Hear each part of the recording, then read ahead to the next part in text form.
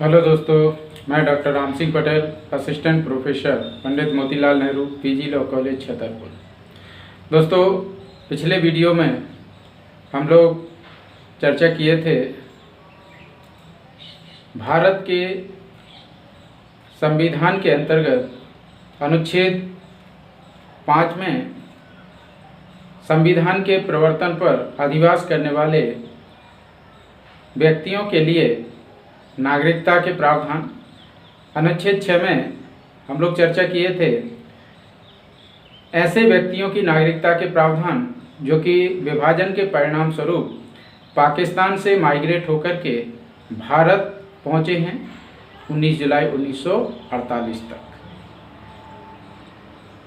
और जो व्यक्ति 19 जुलाई 1948 के बाद आए हैं लेकिन संविधान के प्रवर्तन के पूर्व अर्थात 26 जनवरी 1950 के पहले आ गए हैं, उनके संबंध में भी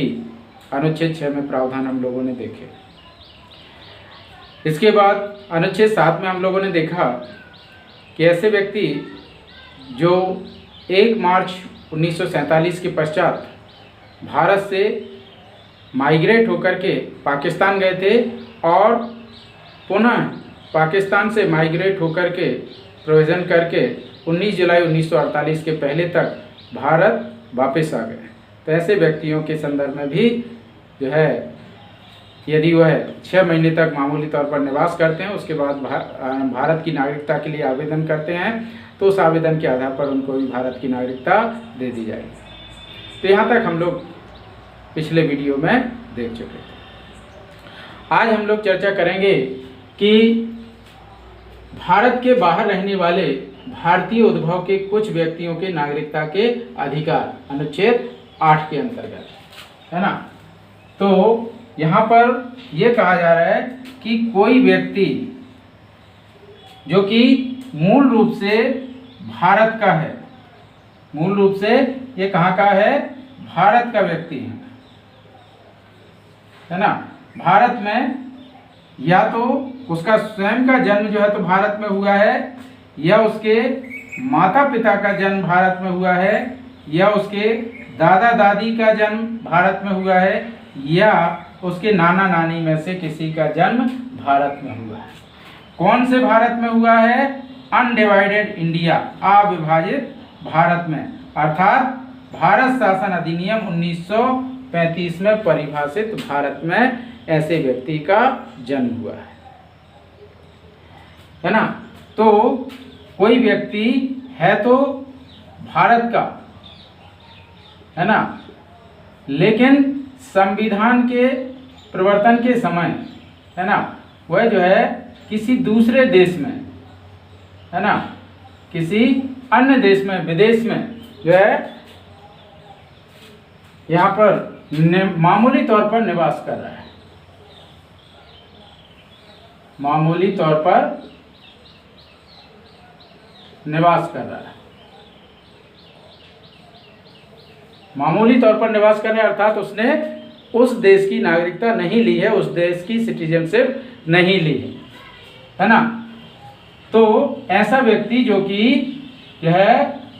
विदेश में मामूली तौर पर निवास कर रहा है और उसका जो है स्वयं का जन्म या उसके माता पिता का जन्म या उसके दादा दादी या नाना नानी में से किसी का जन्म अविभाजित भारत में, अनडिवाइडेड इंडिया में हुआ है, और उसने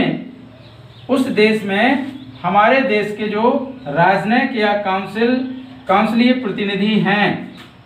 है ना, हमारे देश का प्रतिनिधित्व करने के लिए वहाँ पर जो भी राजनयिक या काउंसिलीय प्रतिनिधि हैं, है ना, उच्चायुक्त या राजदूत वगैरह हैं, उनके लिए यदि उसने भारत की नागरिकता के लिए आवेदन किया है, नागरिकता का जो है आवेदन किया है ना, भारत के राजनयिक या काउंसिलीय प्रतिनिधि जो कि उस देश में है ना, उनके लिए इसने क्या किया है, भारत की नागरिकता के लिए आवेदन किया है। और ऐसे प्रतिनिधियों ने उस आवेदन की जांच करने के पश्चात ऐसे आवेदन को जो है स्वीकार कर लिया है, ऐसे नागरिकता के आवेदन को स्वीकार कर लिया है। और ऐसे व्यक्तियों को चाहे संविधान के पूर्व चाहे संविधान के पश्चात क्या किया है, नागरिक के रूप में उन्हें रजिस्टर कर लिया है ना। तो ऐसे व्यक्तियों को भी भारत का नागरिक मान लिया जाएगा, उनको जो है तो भारत की नागरिकता दे दी जाएगी।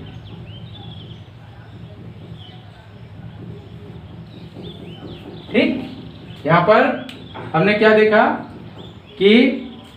ऐसे व्यक्ति जो कि भारत के बाहर जो है मामूली तौर पर निवास कर रहे हैं, है ना, तो यहाँ पर जो है